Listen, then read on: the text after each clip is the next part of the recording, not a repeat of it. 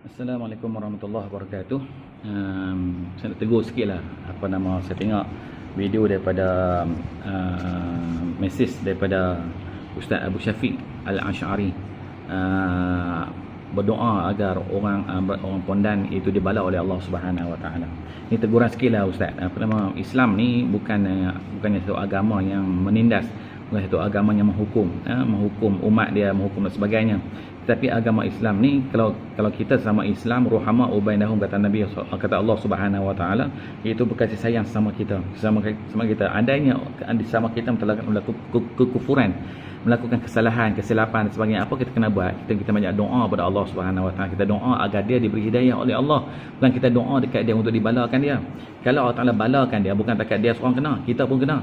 Seperti kita tengok kaum Ad, kaum Samud, Allah Ta'ala bala bukan satu orang yang kena, semua satu umat kena.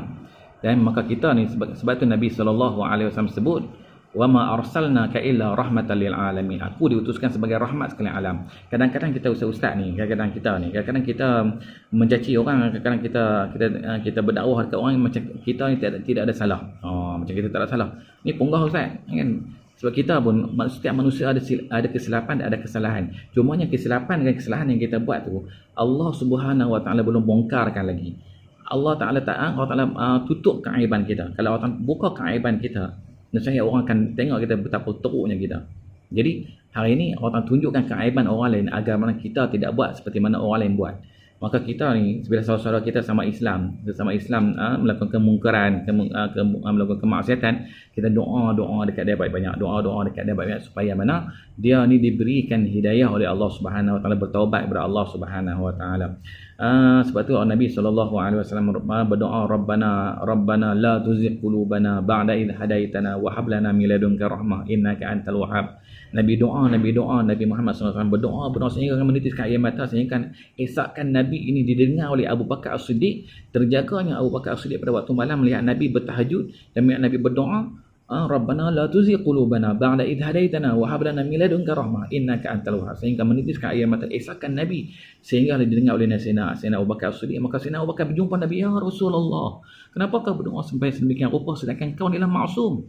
Maka Nabi SAW mengatakan bahawa wahai Abu Bakar, aku berdoa ni bukan sekadar untuk diriku, tapi aku doa ni untuk umat-umatku, supaya mana la tuzi rabbana ba'da is hadaitana, setelah mana Tuhan bagi hidayah kat mereka berbolak-balik, mereka bertukar pula berkekufuran kepada Allah Subhanahu Wa Taala. Mereka berada dalam ajaran Islam yang dah baik dah, melaksanakan amalan Islam dah bagus dah, tetapi disebabkan godaan dan sebagainya, mereka tukar, mereka pergi pula melakukan maksiat kepada Allah Subhanahu Wa Taala.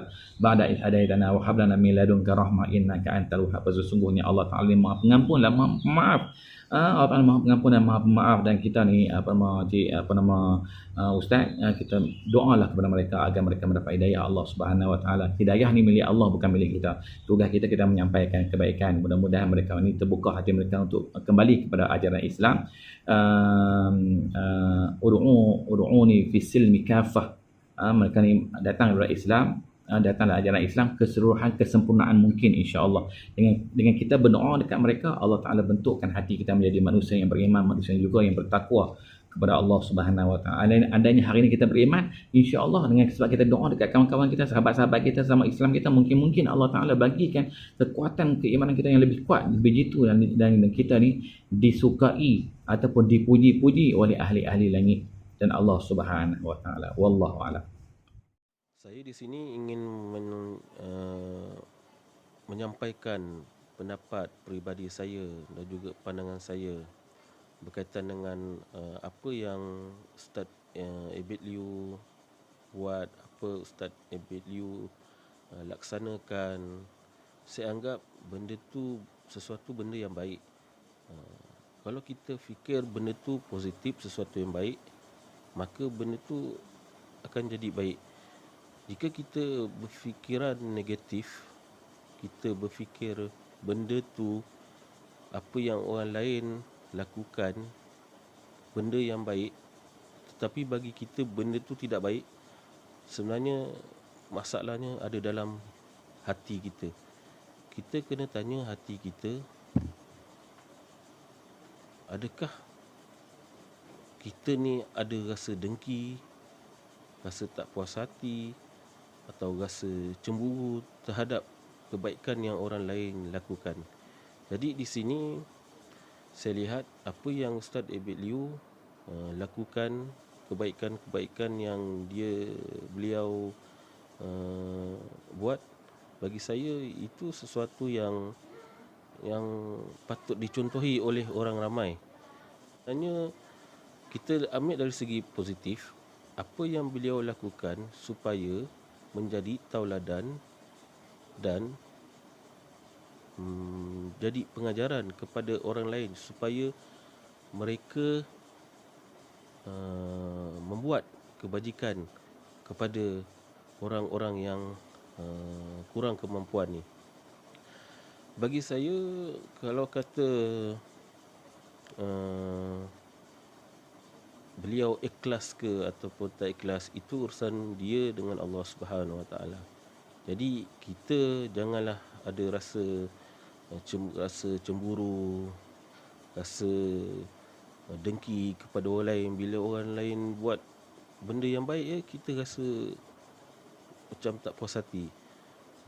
Cuba tanya diri kita, kita ni, kenapa kita ni nak dengki dengan orang lain? Adakah sebab orang lain tu lebih glamour, lebih menonjol, orang lain kenal, jadi kita pun mulalah rasa sakit hati, dengki, nak jadi macam dia juga, tapi kita tak mampu lakukan. Apa salahnya lah kan, kalau kita kata sebagai ustaz, cuba kita sama-sama dengan Ustaz Abid Liu tu untuk membantu orang-orang yang susah ni. Ini tak, orang lain buat baik, kita pula nak mendengki, kita pula nak rasa sakit hati, kan? Jadi saya nak cakap juga kenapa sekarang timbul isu yang Ustaz Abu Syafiq sampaikan, yang beliau yang sekarang ni baru nak cakap bila dedahkan gambar orang miskin jatuh haram. Kenapa sebelum ni TV3 bersamamu buat program bila bagi sumbangan dekat orang-orang yang miskin ni, kenapa tak petikaikan benda tu? Kenapa time Ustaz Abid Liu buat ni baru nak petikaikan? Bagi saya tak lain tak bukan itu rasa cemburu, rasa iri hati kepada Ustaz Abid Liu. Itu saja yang saya nampak. Sebab dan Ustaz Abu Syafiq ni cuba nak meraih populariti, nak cuba nak terkenal. Jadi dia guna cara macam tu lah. Jadi tak baik saya rasa. Kalau kita nak naik, kalau kita nak glamour pun, janganlah kita menjatuhkan sesama kita. Biarlah kita naik, biarlah kita dihormati dengan kebaikan yang kita buat, bukan dengan benda-benda yang tidak berfaedah lah, yang tidak baik. Sebenarnya bila kita pegang title ustaz tu, sebenarnya itu adalah satu amanah daripada Allah SWT, kerana berat untuk pegang title tu. Sebab orang selalu memandang kita dan mencari kesalahan diri kita. Jadi itu saja yang ingin saya sampaikan.